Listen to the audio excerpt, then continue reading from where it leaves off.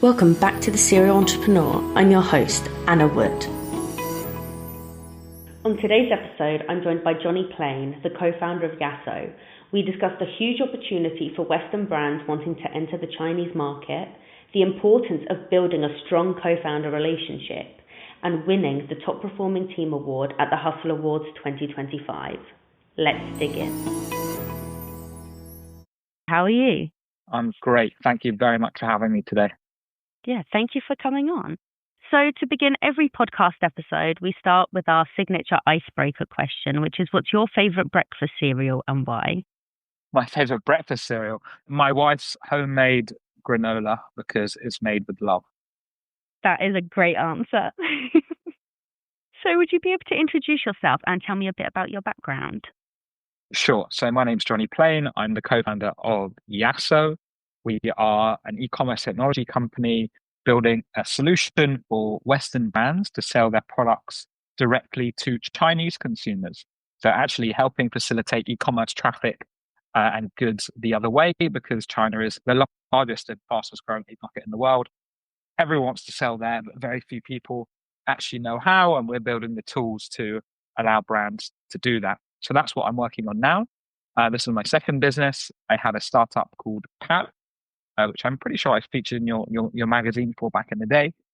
That was another e-commerce technology product. It was a browser extension that helped people find voucher codes. Very different business model, but very similar skills, I guess, in terms of like growing and scaling a business. And that's me from a business perspective. Perfect. So what was the inspiration behind the founding of YASO? There's the phrase, if the mountain's there, it's kind of one of these things that it was such a massive opportunity that we needed to take it. So I actually studied Eton Chinese at university. My co-founders did Chinese at Oxford Uni. I went off and did, my finance and startup stuff, and they started a marketing agency helping Western brands scale in China. So they had, 10 years of experience, launched 150 brands in market.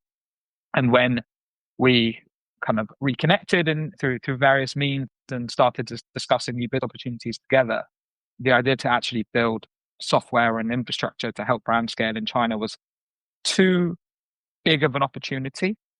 And we had too much of like an insight into the market to not give it a go. So it definitely wasn't, drinks in the pub one night, oh, this will be a cool deal, let's give it a go. It's like 10 years of personal professional experience coming together to help us build this business. Yeah, great. So YASO offers an operating system for brands wanting to enter China. Could you break down what exactly that means in practice? Sure. So when you're looking to sell in any market, right, let's just take Western e-commerce.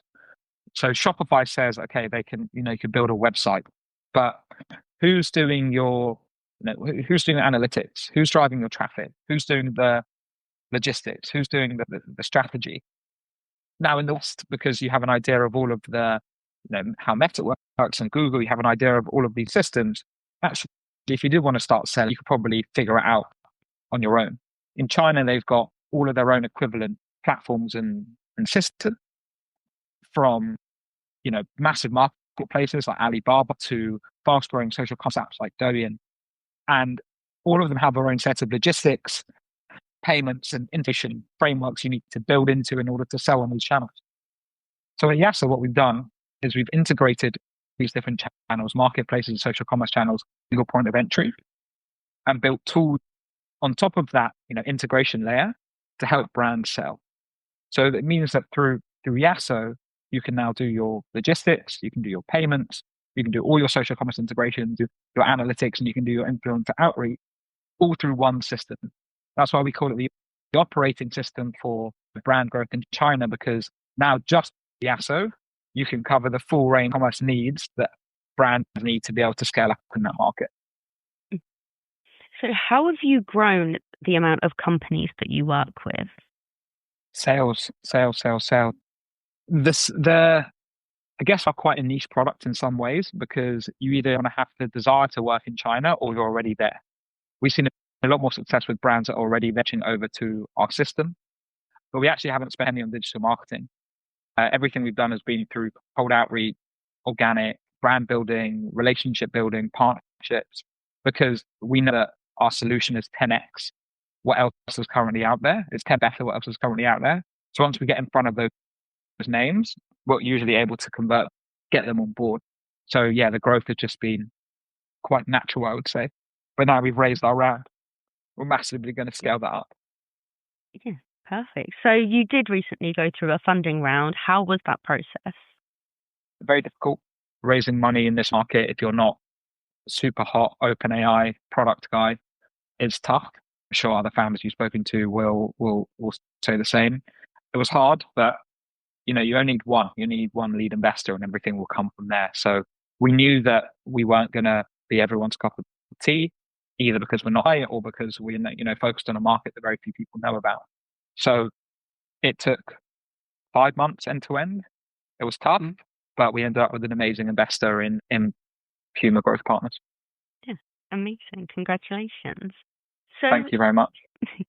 You already discussed why you decided to focus on China specifically. What do you think that you saw that other people were kind of overlooking? Because of Adam Ames's experience of running in this market, we kind of had really, really strong domain expertise that we could translate into a really, really strong product offering.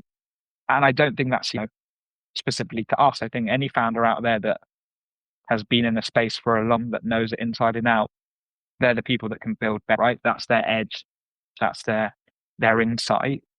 For us, it was a case of, okay, we really know this market. We really know what's wrong with it. We just need some capital to be able to. So it was quite an easy decision for us to do what we wanted to build, but still very, very difficult to execute. Yeah. So social commerce is rapidly growing in China. How would you describe this opportunity for Western brands wanting to enter the market? So I think it's the biggest e-commerce opportunity it's the biggest e-commerce opportunity anywhere, right? It's the largest market by percentage wise, it's the land of big numbers. It's larger than the next 10 e-commerce markets combined. So then you take US, UK, Germany, France, Japan, Korea, South Africa, right? You add all of those together and China is bigger. Everyone wants to sell there. It's just quite difficult to do it. Or there have been other stories. You never hear the successes. You just hear the ones that have gone very badly. So it's like the next frontier. It's growing market and it's still growing at 5 or 6% a year. So even in, absolute the largest. And if you're an e-commerce brand and listening to this, you need to be ready for China. You can't, we typically only work with brands once they've hit that 5-10 million a year mark. Anything smaller than that, you're just not ready for it. But yeah, it's a huge opportunity. And the brands that we've taken have gone from 0 to 6 figures in just a few months, just because of how big the market is. Would you say you have any competitors in the market right now? It's a great question. We have competitors in that when brands enter the market, they can do it in two ways. They can do someone like us, like a technology platform, or they can do it via a distributor, which is like an old school way of selling into the market. If you've got a consumer, you just find someone that is going to buy your stock and you kind of wash your hands of it and they run the business for you in China. Now, you make a lot less money than that when you do it that way and you have a lot less control because ultimately it owns your business in China. You don't own it yourself. And when that person may lose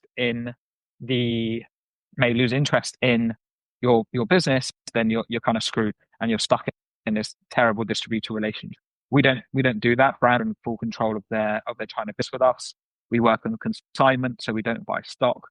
But some brands are short-termist. They think about the immediate cash flow, and they'd rather someone buy their stock from them, and they think about the risks kind of down the road. So yeah, our competitors, in a long-winded way of saying this, are distributors who would buy stock from brands directly rather than have them, work with us and grow together.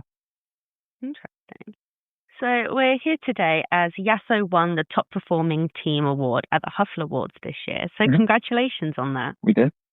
Thank you very much. What does that mean for you and your team? It's get some recognition. Startups Magazine is a publication we all know and respect. We haven't think this was the first award we entered, so to actually win was quite cool. And building a team across the UK, China, and with remote hires as well.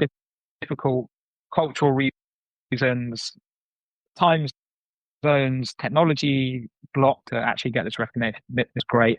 And our trophy is proud displayed in our office for the team to see.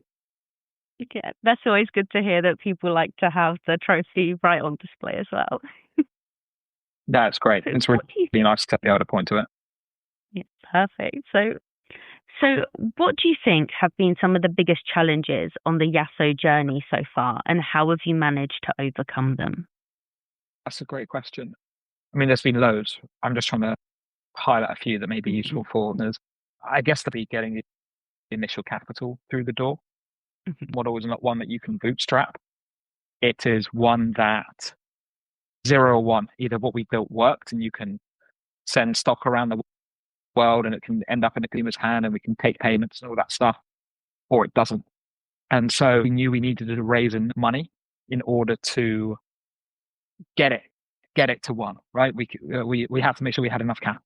So that meant we were raising a funding round pre-product, pre-revenue in a market that very few people know about, in a year that Russia just invaded Ukraine in 2022, and so geopolitical tensions were really high. So just actually getting that first funding round done, we ended up raising 2 million, was one of the biggest challenges, because if you don't do that, you don't get started. All the other things, I think, people challenges, hiring, like, you can deal with them. If you don't have the capital to get going, you're never getting started. Mm-hmm. Yeah, in the startup space, funding and money in general is very much like the driver of everything. Absolutely. So kind of on the flip side of my last question, what have been the biggest highlights since founding YASO? Oh, there's been so many. I would say when the first time we tested the system and it actually worked, that was amazing, because we knew, okay, we kind of raised the money to build this thing that we theoretically knew was possible, but we actually had to, prove. And once that was, wow, this thing actually works, and our first client on board, I mean, that's the best part of anything, right? You have an idea and someone wants to buy it. It's just like a dream come true. So that would be the main highlights. You put all the other things, winning awards, raising funding rounds, but that feeling of, okay, the idea you had in your head is now reality. It's just crazy. It's you pinch yourself every day, really. Mm-hmm. And yeah, kind of knowing that one day you thought, I need to start this company, and then it's a material thing. It's actually existing. Yeah, it's crazy. It's crazy that it works like that. That you have an idea and you actually becomes a reality. It's still the best feeling. I can imagine. So, were there any missteps along the way that provided valuable lessons that you learned from? Yeah. I mean, every business has some errors, dealing with some things now, frustrating. You're trying to learn from them as a leader and as a technical leader and whatever it may be. And I think for me specifically, we made a few early hires that were just for the company. They talked a big game. They had like good CVs, but you kind of knew from the beginning they weren't right fit, but you kept them on there because it's some easier to do than letting them go. And I wish we just let them go as soon as we realized that they weren't right, or more ideally, we never hired them in the first place. Mm-hmm. So yeah, making those early hires that were not good for the business, that was definitely, I think, that I want to take through into YASO in the future. Mm-hmm. It's funny, I speak to a lot of founders, and so many people say that hiring is consistently a challenge. And I think that's something that people who don't run a company don't even consider to be a challenge. But I hear it so often now that it's always funding and hiring. Those are the two main challenges that across the board kind of everyone struggles with. And so you previously founded another company, Pouch. Yeah. So as a serial entrepreneur, do you think you have an edge when it comes to YASO? Yes, 100%. Like second-time founders are infinitely more successful than first-time founders, and because the learnings that you have in that first company doesn't mean you accelerate everything at your second. VCs will track second-time founders, or they'll see when someone's like left a job that left a company that they found, they will like track and see what they're building next, because the insights and the skills you bring to the second time round are just massive. So yeah, even if you've done something small, I think it raises your chances quite a lot of like successfully building a company or successfully getting funded for your business. Mm-hmm. What do you think are the main skills and insights that you have taken with you from your last company to now founding YASO? Resilient, knowing that things will get hard and knowing that you can see the other side of them. I mean, because it's my job, I guess, that I've done the fundraising and all these businesses. You know, when we sold Pouch, it was after we just had a term sheet called the day of signing with a big corporate investor. 3 months later, we sold the business. To go through that roller coaster and to know that actually it's possible to see something on the other side is invaluable, to like have that resilience. With YASO, during our raise, we got to some investment committees with some incredibly early on in the process, and they passed due to like China risk, which is a silly reason because we never should have got to IC if that's what they were going to pass for. But the point is, like, I had the confidence to not get disheartened at big no and to keep going, because if you like really believe it, you can make it happen. Like I genuinely believe in like manifestation, all those types of things. So yeah, resilience for me personally is the number one skill that I took through from my first business to my second. Yeah, great. So even though you have founded a company before, what do you think is one lesson or even a piece of advice that you wish you would have known before starting YASO? Such a big question. I don't know. I mean, everyone's just so individual that it's hard to say, hey, I wish I'd known this or I wish I'd known that, because it just may not be relevant for what you're doing. It's not something I wish I'd known. I get a lesson from my first company is that like the co-founder was a very delicate relationship. My Pouch co-founder relationship's got a bit fraught with the journey. So I made sure that in YASO, those were like very, very strong from the start, professional, things covered in legals, because it's all great when you start a business thinking it's all going to go well, but most don't. And so you need to make sure you've got the guardrails in place to govern what happens if things don't work out. And once you do have that, it makes it much, much easier to just crack on with the company, knowing that everyone's like agreed what the downside, and it makes the building a great co-founder relationship much easier. And, I'm and James going to be our 4th year quite soon. And, it's still a joy to work with them every day because we've just been such a solid base and foundation.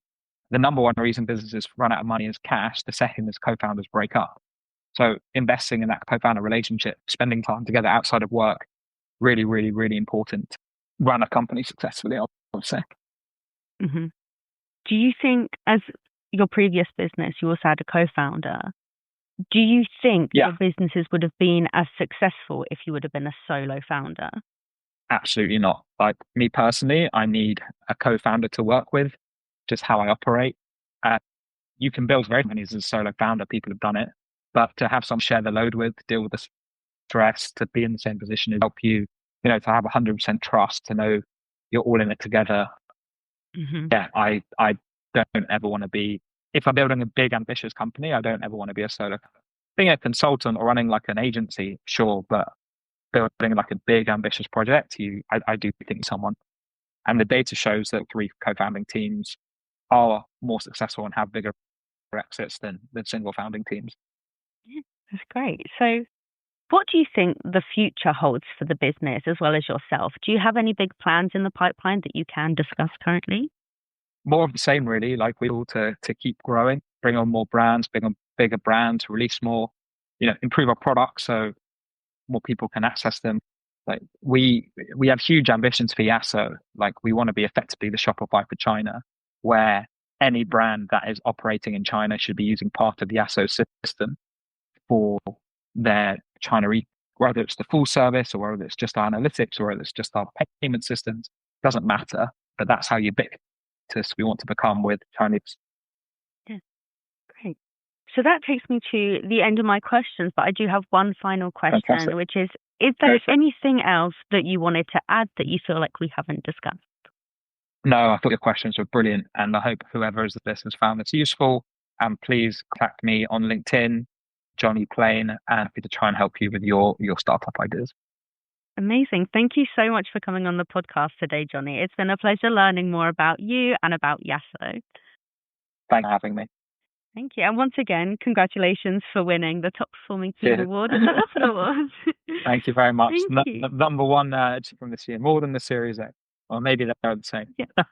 Yeah, that's good to hear. Well, thank you so much, and speak to you soon. Speak very soon. Cheers. Bye. If you liked this episode, be sure to subscribe to the podcast and check out Startup Magazine's socials to stay up to date on the latest startups news.